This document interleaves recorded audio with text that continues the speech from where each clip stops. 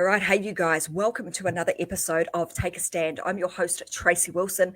This is the place that you're going to get a huge amount of inspiration, motivation, and heartfelt stories from women all over the world who have actually been there, done that, and have beaten the odds to become super successful in their business, their family, and their life.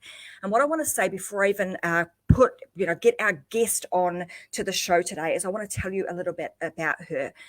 Liz Benny, let me tell you, she is one of the women that I have followed for quite some time. In fact, I actually reached out to Liz about a few months back, would have been August of last year, and I asked her if she would consider reading the She Myth book before we launched it, and would she consider writing a endorsement for it. She doesn't normally do this sort of thing. However, I asked her because to me, she is the epitome of a woman who is really taken the reins. She's been able to stand up, stand firm, and stand out in the world of business, but she also does it super authentically. She does it with her family and her heart well connected to exactly what it is that she's doing and to her mission.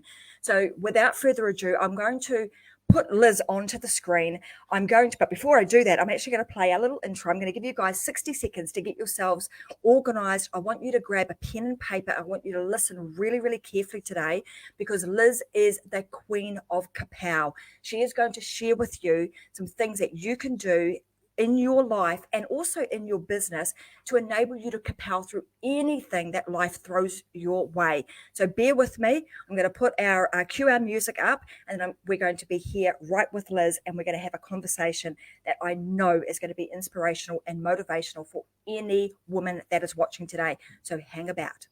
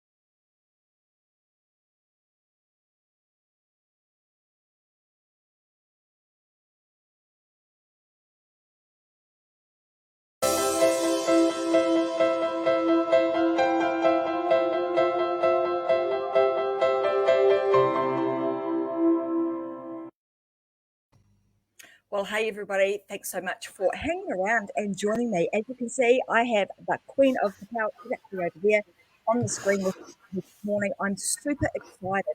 Why am I super excited? Like I said in the precursor to this, Liz is someone that I've been following for quite some time. She's an amazing coach, a speaker, a human connection specialist.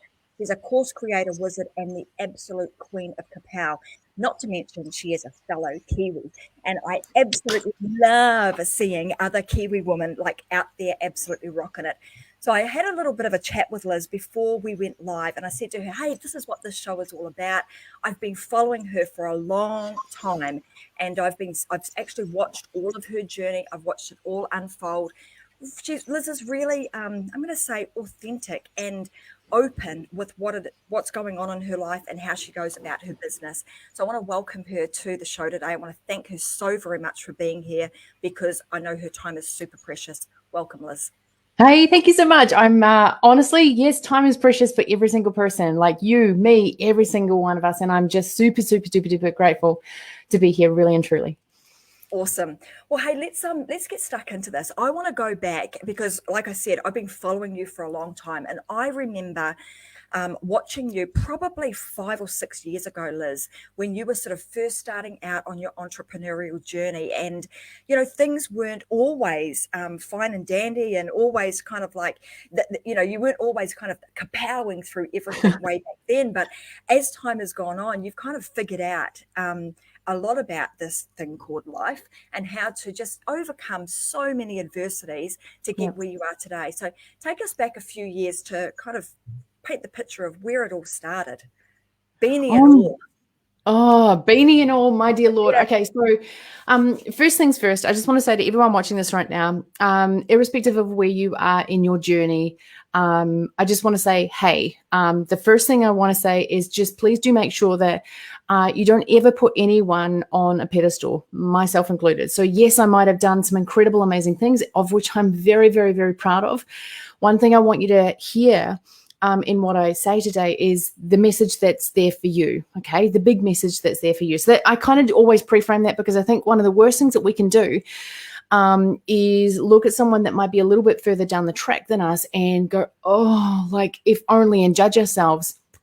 But I'm going to be raw, real and honest with everyone today and take you back to, as you said, the beanie. So what that actually means is that when I started this entrepreneurial journey, honestly, life wasn't amazing. I remember being in my last job, and I remember actually literally taking a sleeping bag to work and just to stay warm.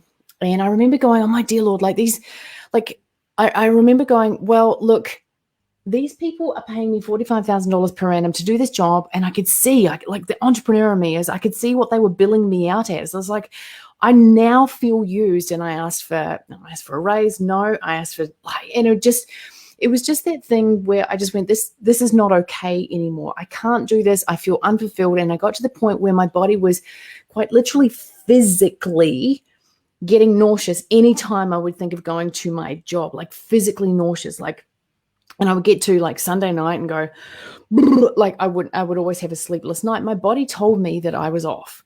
And for those of you that have ever had that situation, maybe you've had a cold when you've been pressing too far, like too much, or like, and my personal belief system is if we just listen to our bodies, we often can find the answer to where we're off. And I certainly was off my path at that point in time. Anyway, long story short, there is, in my first year as an entrepreneur, I made $25,000. Woohoo! Not like that wasn't good. Like, didn't really know what I was doing. I was stressed to the high hilt. I was living in a house that quite literally had no bricks on the outside. We had some massive earthquakes here in Christchurch, New Zealand, and there was a housing shortage. And I, honestly, like I was paying $360 a week for a house that was like on a slope. You could put a ball at one end of the house and it would roll down the other end. And my mum came to the house and she said, Elizabeth, I don't want you living here. I said, Mom, I can't afford anything else. Like, this is it. This is what I'm doing right now. I've started this entrepreneurial thing. And I was like, honestly, the wind would find its way through the holes in the side of the house. And that's what the beanie means. Like, I quite literally wore a beanie at nighttime. I couldn't turn the heater on because I was so scared of how much the electricity was. And that's where it all started. And I remember going, there has to be more. There has to be more. I have to find a way. I have to find a way. I know that I'm doing the right thing. I know I've got the skills. I know I can do this, but God, it is lonely. And there was one book that I read and it was The E-Myth Revisited. And oh my gosh, when I read the E-Myth, I was like, okay, cool. All I've got to do is systemize my business and then I'm good to go. So then next year I made $181,932 in profit. I was like, that's kind of cool. Well, by the way, when I made that 25 G's in the first year, I quite literally looked at that $25,000 as a royal failure, because I was like, I did all of that for that. And that wasn't even profit. That's what I made. That was to live on. And that was it. So I got to the end of my first year. Now, a lot of businesses in their first year don't make any money. And I totally, now looking back, I go, oh, I actually did okay. By the way, for those watching, I'm a Virgo, all or nothing, black and white thinker, perfectionistic mindset. So that's been one of my biggest things that I've had to deal with as an entrepreneur, is the fact that I always look at my results and go, oh, I could have done better. So that's one thing that I don't do now. Anyway, so I took that and I knew that there was more to life. I knew that I wanted to do more, like, because I was just a social media manager and I knew that I wanted to impact more lives. So I remember the day, and Tracy, this is probably around about the time where you started following me, where I took that social media business and I basically packaged it up into an online program. And from that point forward, now the trials and tribulations were still there. In fact, they were harder, because often when we grow, we have to go through harder challenges to get the better results. But from there, and packaging up that course and selling it with a webinar is how I made my first $1 million online, and how I really started to fly out into the world. So I'm pretty proud of that, to be very honest with you. Yeah, you absolutely should be, because like you said, that was probably the moment in the time that I started following you. And I remember your very first iteration of the webinar, and obviously have continued to watch you. So often as women, we, particularly when we're talking about the She Myth book, and, Vicky Helm and I writing that, and then you kind of reading it, and what were some of the she myths that you kind of were telling yourself, like, before all of this happened? Like, wow. Could I do it? Shall I do it? All of that. What was some of the monkey talk that was going on in your head at that time? Wow, it's such a good question, because I think I think honestly, the online space, it was extremely dominated by men at that point in time, and I remember being at Funnel Hacking Live a couple of years ago, and a guy by the name of Brent Copeters, who is business partners with Russell Brunson, he actually said to me, Liz, and Funnel Hacking Live was all there, like thousands of people there, because I was at the very first Funnel Hacking Live, the very second Funnel Hacking Live, and I spoke at Funnel Hacking Live, and it was amazing. But Brent said to me, and we were looking at the stage, we were at the back of the room, and we were looking at the stage, and he said to me, Liz, this all started with you. And I was like, I was absolutely flabbergasted to hear those words, like, this all started with you. And I'd never really looked at it that way, but I do know that by pushing through and not using my, the fact that I'm female as a reason, was one of the big reasons why a lot of females were like, oh my gosh, Liz has done it. Now, what I will tell you, like, the big myth that I had to get through was that because I'm a chick, it doesn't make or break, like, it doesn't matter. We have superpowers as women that dudes sometimes don't have. We are naturally more intuitive. We naturally feel the way through, as opposed to using logic a lot of the time. And I think, honestly, Tracy, that's been one of my biggest assets as an entrepreneur, is my ability to use my intuition and then go and structure out what that needs to look like. Does that make sense? Absolutely. And I think you make a really good point of that, because often, the jump from one place to another, we as women, we can look at that often and go, well, it's dominated by men. And even though that were the case, and how interesting that it was even a male that said to you, tap, Liz, this has all happened because of you. And now you then, it was almost, because part of what we talk about in the book too is that waiting for that permission. And it's interesting that was that moment where you were still waiting for the permission at that time to actually join the boys club, so to speak, because that's what you saw it as that this place is dominated by men. How can I possibly be a woman that could break through and be seen amongst all of this noise? Then tap, tap, tap, somebody says to you, hey, Liz, step up to the table. It's your turn. You go. Yeah.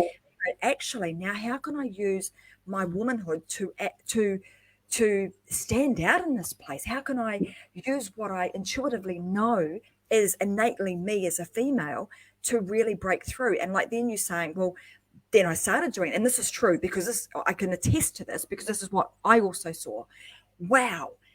Out of all of these men that are here, Liz Benny is up there doing it. And if Liz can do it, then I can do it. And so I want to jump in on that for a quick second, because that's like, because it was actually after I'd done it that Brent actually, I just want to make a quick correction there, because it was after I'd cracked through, because I actually never used my gender as an excuse. It's really funny that you said, if Liz can, I can, because my belief system, when I first started with Russell Brunson, I hired Russell. And my belief system was, if Russell can, I can. If Russell can, I can. If Russell can, I can. Now, I didn't, and yes, I've seen it and gone, yes, but, Russell's in America. and I'm in New Zealand. Okay. Because that's what was one of my myths. For a very long time, I was like, oh, yeah, I'm in New Zealand, therefore I'm not going to be able to grow as thriving, a business to be as thriving as America. You order something on Amazon and it's there 15 minutes later, So in New Zealand, as you know, life is different. It's like 4,000 years and something from Amazon will finally arrive at your front door. And the package is a bit all over the place. But I think just to go back to the point of like, what were the myths that I told myself? Well, because I'm down here at the bottom of the world, I'm not going to be able to be successful.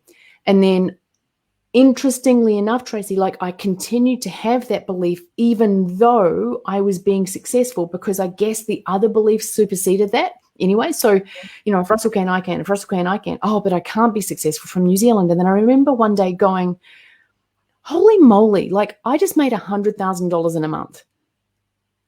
What is this BS excuse that I am at? Like, what? Yeah. Russell has access to Facebook advertising. Well, so do I.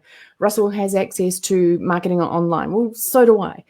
Like, look at the stats. The stats say I'm being successful. Stop with this BS of my location being part of the reason why I can't be successful. So I guess, now I'm like, I just turned 40 years old last year. What? I have no idea how that happened. And I made it like a big thing, like to really look at all the limiting beliefs that I had. Like, I don't want to live a limited life. And I actually know that the only person that can limit me is me. Mm-hmm. So what are these BS things that I'm telling myself, and where did they come from? And that's where I really actually go, well, a lot of this is subconscious programming. Yep. So I actually, late last year, I hired a purely 100% a mindset coach, because I'm looking to go from where I am to where I want to be. And I know that the only thing between me and that is my belief, period. So, yeah. Isn't that, I absolutely love that, because often we, and it doesn't matter whether you're male or female, but we put these excuses in front of ourselves. And so I love that process that you went, well, hang on a minute. Yeah, I might be at the bottom of New Zealand, but he has access to that, so do I. They've got access to that, so do I. So just kind of making that, that correlation that it is possible, and it doesn't matter. It's not gender related. It's this related, right? So if you think you can, and you can, and you get and sometimes we need a little bit of help to help us kind of get around all of that. Hence the reason that you've obviously hired a coach, because I think often it doesn't matter how that you work at this over and over and over again for years, just honing in on your skills, really highlighting the great things that you do. Let's talk about how do you overcome like adversity or challenges from a family point of view? Because this is something, and I've spoke about this before. When you're married or you have a partner, and this entrepreneurial journey can often be challenging and taxing on relationships, right? How do you guys kind of kapow through that and make sure that you stay balanced and aligned and strong, and actually able to work together in your business? Like, how do you guys do that? I love that question. So for those of you that don't know, for those of you that are watching, I'm married to the most amazing person in the world. Her name is Christy Atkinson. And so that in and of itself, me being able to actually freely say that right now, knowing that, I'm in a same-sex relationship, and some people are like, oh, that's gross, that's horrible. It is what it is. But being able to say that now, Tracy, versus 5 years ago, I never said it publicly 5 years ago because of the potential scorn that actually might bring up. So that in itself, like, that's the type of stuff that we as entrepreneurs need to go through. And I told myself stories about that, or nobody will ever buy from me. No, so I kept that all like on the down low. And then I eventually was like, well, this is actually hurting me, because and it's not that I was being dishonest, it's that there was an omission of a fact that was a big part of my life. So once I started saying, this is my amazing wife, Christy, it was amazing. The clients that came in, because they were like, oh my gosh, she is so confident. And it was so interesting when that happened, when the thing that I was most scared of saying or most scared of admitting was the thing that stopped me, once I got through that, it was the thing that allowed me to go, you know what? I'm free. I'm free from those shackles.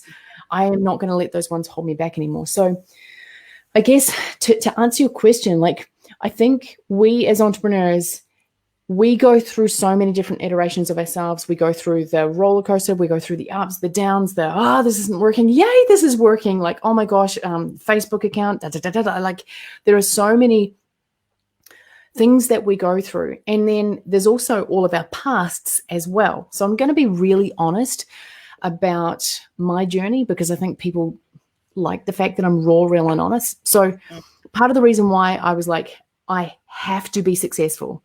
I just have to be successful. And Robin, thank you so much. Part of the reason why I said, like, I just 100% have to be successful here is because my amazing wife, Christy, was abused by someone very close to her when she was very young. What that meant, and in a very non-yummy way. So I'm super mindful that there could be children listening to this right now. So in a very non-yummy way. And what that meant, and I can say this without crying now, because like it's been harrowing on our family. It's been harrowing on our relationship. It's been hard from a business standpoint as well. But it was also one of my key drivers. And I've actually done a new webinar that I'm taking out into the world here very soon, where I tell the truth, like tell the honest truth about this part of the journey. Because I think what people don't understand is that, you know, there's an internal journey and an external journey. You know, making money is amazing. Like, I'm looking at my 2 Comma Club awards up there. I'm like, yay, cool, making money is amazing. Who we need to become inside to get that external award is the real journey that I think people don't really look at that part. So, you know, the big driver for me was knowing that when I heard Christy one day say, when I have a house, when we have our own house, I'll feel safe. I'm like, okay, I didn't care about having a house at that point in time. I really didn't. But I heard that like safety is a big thing for her because of what happened to her. Right. My wife wants to feel safe. My wife needs to feel safe. Safety to her is owning our own home. Shit, we don't have our own home. Okay, cool. Well, now I've got a bust ass now. Like, let's freaking make this work. So I would get up at 5 o'clock in the morning and do the things that I didn't want to do. I would get on the webinars when I was in physical pain. I would do things that I just didn't want to do because I knew that on the other side of that, or I didn't have the skills to do at that point in time. When I say didn't want to do them, there were things like, I don't want to write an email marketing series right now. I don't want to, but I know that this email marketing series is the connection between not having a house and having a house. Write the freaking email marketing series. Like, just go do it. And when we finally got safe and we bought a house and then we paid it off in no time flat, like that then allowed us, and I say that like flippantly, like I know that for a lot of people to buy a house, like getting the deposit for the house is a huge thing. And then they see that as a 40-year paying off the mortgage type thing. And for me, that was just, I don't want to do that. No, like it's not what I want. I want to pay this off as fast as humanly possible, because then I'm like free. Like everything on top of that is just like, it's chump change. Like it's fun. It's cool. So we paid off the house like within 6 months, which was pretty amazing, to be honest. What that then allowed us to do was breathe, heal, stop, listen. And that part was the hardest part, because what that meant is that we could then, because we had that financial security, we could then pull back those onion layers of the horrible parts of the past that we needed to address.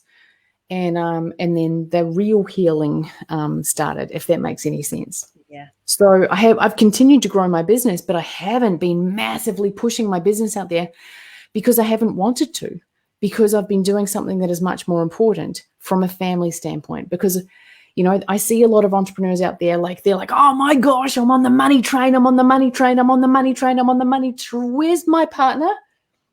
Yeah. What? And they're on the money train and they've forgotten their partner. They might know how to make a crap ton of money, but being rich and divorced is not what I signed up for. I think Yeah.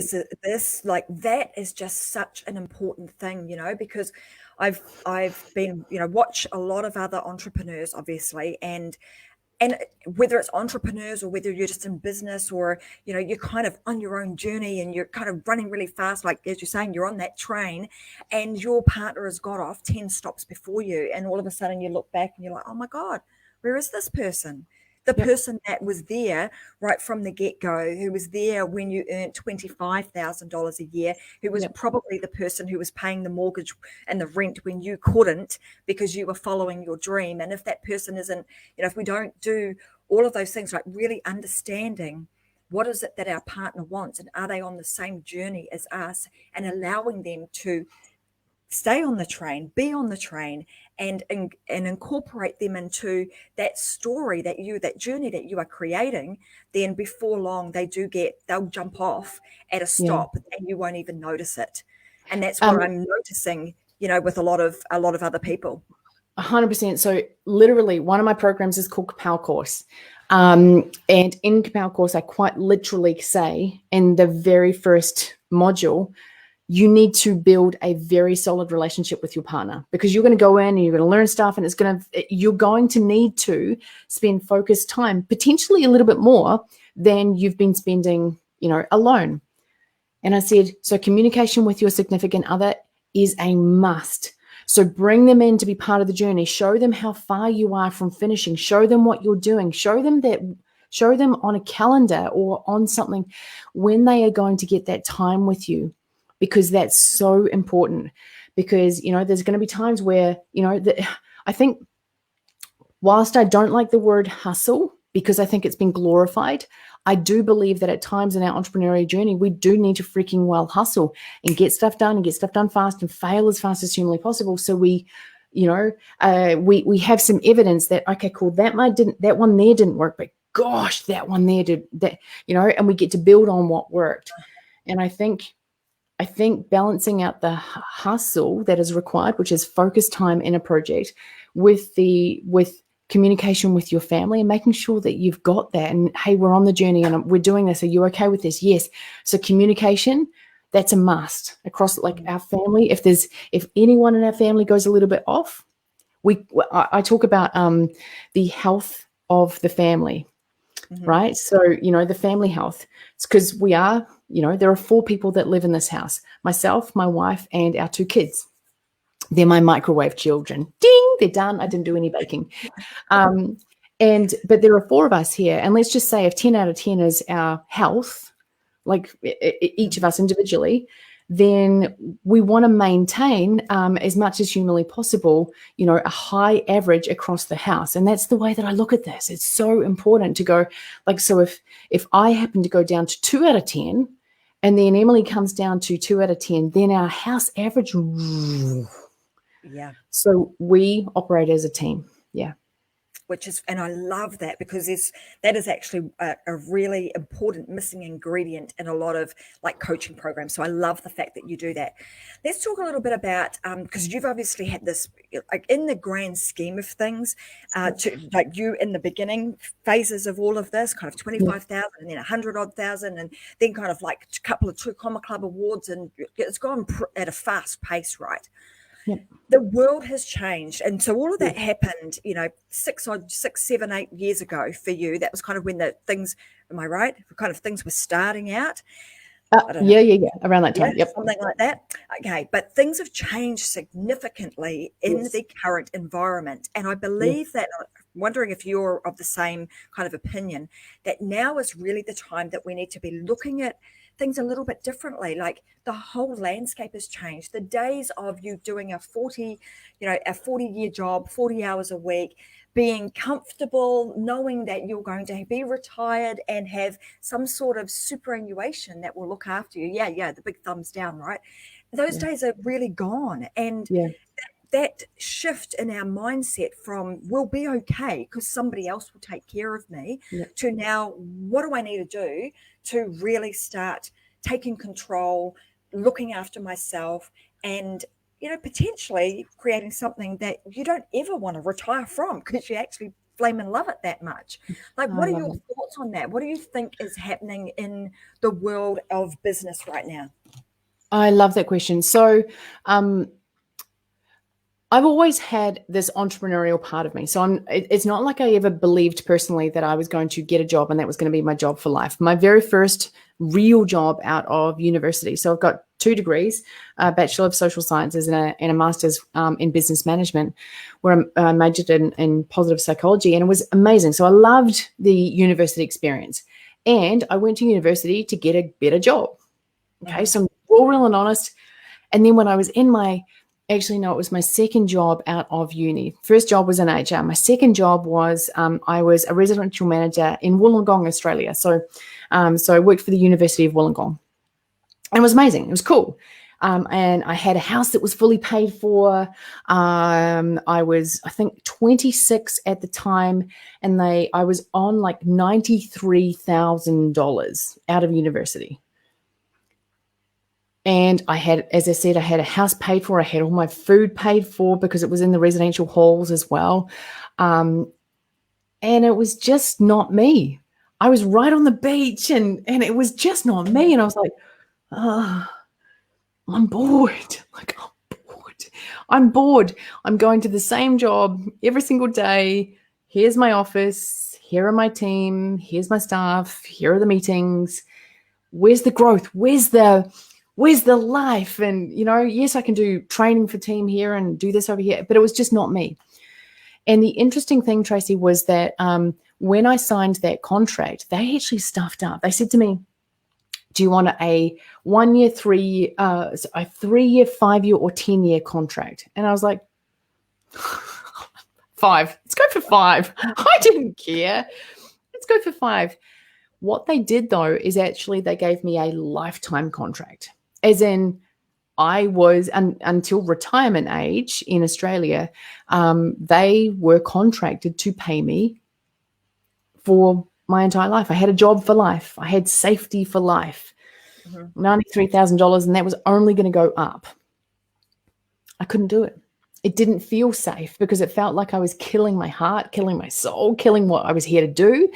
And I firmly believe that we all have to listen to that inner, like, come on, that inner voice, like, no, this isn't you, this isn't you, this isn't you. And it can be really, really, really scary to listen and leave something that feels quote unquote safe, knowing that you don't really know what it looks like on the other side. And it actually feels harrowing on the other side. So it's like boredom or harrowing. Which one are we going to go for? Well, harrowing, you at least have some control over in some regards.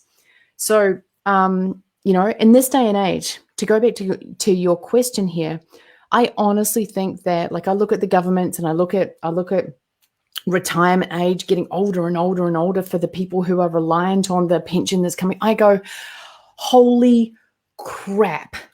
I hope these people can see what's happening. I worry for the people with their eyes closed. I really do. And I think from an entrepreneurial standpoint, I believe that we owe it to ourselves to take responsibility, because if you've got just a glimmer of entrepreneurialism about you, you are, in my mind, like 50 million thousand steps ahead of a person with their eyes closed, hoping that, the government is going to pay you $12 a week to pay your rent, which is 50 million thousand. It's not going to work. So I think in this day and age, with the way that we're interconnected, and even like with or without COVID, we've got so much ability right now to make our dreams come true with the power of the internet. You're in Australia right now. I'm in New Zealand, and here we are connecting all the way around the world. It's amazing. Got a bunch of people that are from America and Canada and the UK all watching right now. I mean, you're absolutely right. I mean, part of the whole Kapow, it just brings me to the next thing. So your whole Kapow process, the first thing, the K, is connection. Yes, right? very much so. You kind of just led into that with the fact that nowadays we have the ability to be able to connect with people at our fingertips. Yes. And so this morning, actually, when I was out on my walk, and I did a little Facebook Live, and it was around, what are you capable of? And you sort of alluded to this a little bit earlier in our discussion. It's like we often underestimate what we are truly capable of. And you would have seen this even working with students inside of your program, right? They'll come to you and they've got an idea or a concept that might be kind of that big, and then all of a sudden, oh my God, work with Liz, she kapows you, and then your idea and your concept has become this big, and it's because they've underestimated the actual power that they hold and what they're capable of. 100%. Yeah, so let's talk about like the K for connection. I want to talk through kind of the Kapow process, because when I've looked at like the process that you go through, it is a formula to be able to kind of kick through anything that you face in your life. Hence the reason you've become the Queen of Kapow, right? So let's talk a little bit more about that. Perfect. I would love to. So this is actually part of the reason why I just launched a club for entrepreneurs to be able to connect in a really beautifully meaningful way, because I think that the one thing that holds us back as entrepreneurs is true connection to the people who are either doing exactly what it is that we're doing, or they're a little bit ahead of us.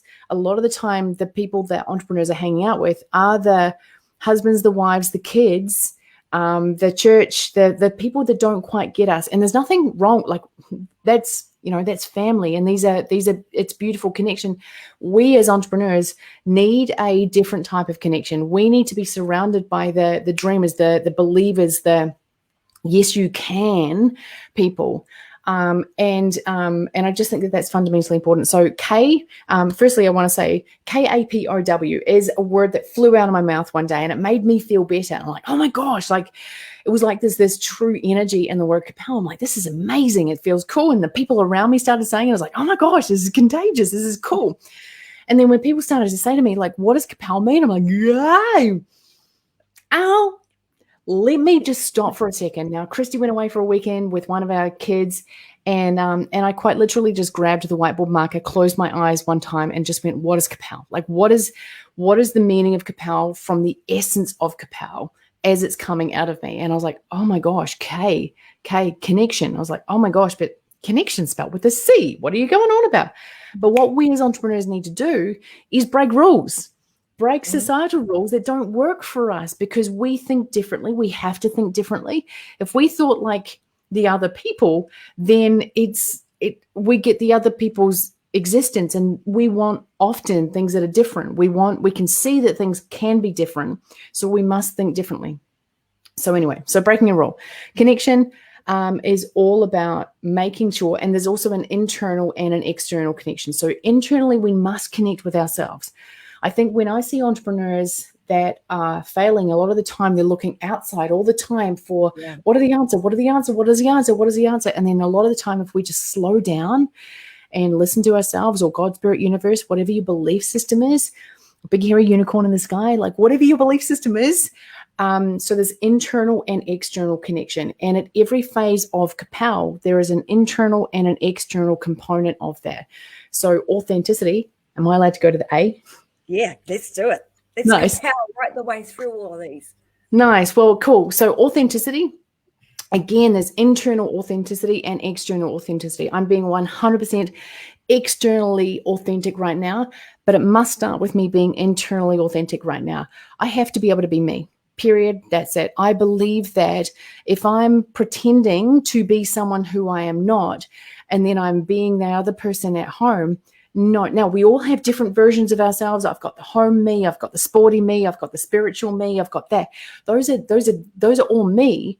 There's nothing wrong with that. It doesn't mean I'm being inauthentic. What I'm saying is that if you know that you're lying to yourself, if you're faking it until you make it, sometimes your body actually knows that you're actually not being truly authentic. So authenticity is amazing. Like I just say, look, be you, be you, be you. A lot of people have tried to be like Liz Benny. Oh, I'm gonna hack Liz Benny's funnel. I'm gonna hack Liz Benny's webinar. She made $1 million with it. Therefore, it's going to be amazing. Well, the problem then is that when they start to be like me, they are then not being like them, right? So I think that that's where a lot of people are misconstrued. They're like, oh, to have success, I need to be like, hey, Miss Kapow, Sarah Burke here. I'm like, really, Sarah Burke? Do you say that, Sarah Burke? Anyway, authenticity. P is positivity. You've got to have your glass half full. And you are, it is your moral obligation. If you want this thing to happen, if you want your entrepreneurial journey to make it, it's your obligation to make sure that you are continuously topping your cup up. That's where you have to be listening to personal development. You have to be listening to the right stuff. If you listen to the wrong stuff, it can be a very quick switch down to the glass being half empty, and then it's depleted and there's nothing there. And that's when I truly believe that entrepreneurs give up, when they have depleted all of their own resources of belief. So that's positivity. Mm-hmm. Didn't sound all that positive at the end, but what I'm saying is fill your own glass up. We all have bad days. We all have days when we're like, okay. So that's that one. Positivity, ownership. The O in Kapow is very much about taking responsibility and ownership for that which you need to take responsibility for to get the results you're after. So I've had people in the past say to me things like, oh my gosh, Liz, you're amazing. I'm going to build this website here. All you've got to do is just show up and I'm going to make you rich. Yeah. I'm like, oh, cool. That sounds really amazing. And I show up and then they're like, oh yeah, but you got to do this and this and this and this. And this. Long story short is that I was at a certain age in my life. It was like I was expecting other people to do the work for me. No, doesn't work. I did the work, period. I've done the work that I needed to do to get where I am, and I must do the work internally and externally to get where I'm going. If it's meant to be, it's up to me, period. And then the W is wealth. And I think most people go, ooh, money. I'm like, yeah, cool. Money's amazing. Money is abso-freaking-lutely amazing. The best version of wealth for me is health. Health. You have to have your mental health, your spiritual health, your emotional health, your body health in alignment. Or it's like, I think the moment you feel sick and the moment that you lose your health, you then realize how important your health is.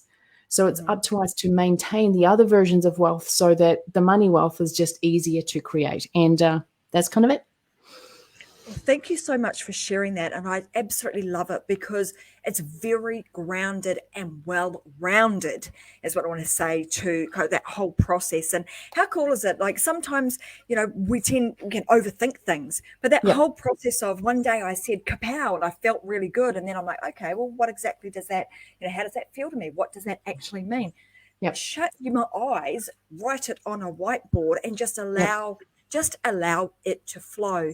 And often in life, I think we don't always do that. We try and think, think our way through things without necessarily feeling our way through it. And often our feeling or our heart and our intuition actually tells us what it is that we need to be doing. So great points that you make today. I want to say thank you so much for being here today, Liz. I know that everybody who's going to be watching today is going to want to know how they can get more of the Kapow Queen, Liz Benny. Where can they go, Liz? And what have you got going on that they might want to be involved in? Oh, thank you so much for that. So here's the deal. I have just launched the most amazing, cool thing in the world. It's called kapowclub.com. And I'm really, really, really loving supporting entrepreneurs. And it's just $1 to come on in and rejoice and have fun. Rejoice is so not the word. Be coached by 7-figure entrepreneurs, have the accountability, and have the structure and the system that people are often lacking. And so, for those of you that are looking for a mastermind but don't want the $25,000 price tag, come on in, join Kapow Club. And for those of you that want to know a little bit more about me, just go through to lizbenny.com. And if there's anything that I can do to help people, my gosh, like all I want to do is help people live the most incredible, amazing lives. Often for entrepreneurs, what that means is packaging their IP and understanding how to get that out into the world and doing amazing, amazing, amazing things, being themselves at the point in time and believing themselves and getting it out there and having an amazing time. So yeah. All that wonderful stuff. Well, I want to say thank you so much. I absolutely always love your energy. Love the fact that you're so authentic and just, willing to share to help people, improve their lives in whichever way they they decide they want to do that. So thank you so much for being here. I want to thank everybody who's been here joining in on the conversation. I can see loads and loads of comments, down our screen. And if you guys have got any questions for either myself or Liz, all you need to do is put in the comment section. If you're listening to this on a podcast, just make sure that you also comment there, and I'll ensure that Liz gets those comments and that we're able to answer you guys. But I want to say thank you so much for joining us for another episode of Take a Stand. My name's Tracy Wilson. I will be back again next Thursday, same bat channel, same bat time, 10 a.m. Brisbane time, with another amazing guest, and we will be sharing with you inspirational, motivational, heartfelt stories and ways that you can really improve your life so that you can stand up, stand firm, and stand out in this world of business. So have a fantastic day, everybody. Bye for now. See you again next week. Bye, everyone.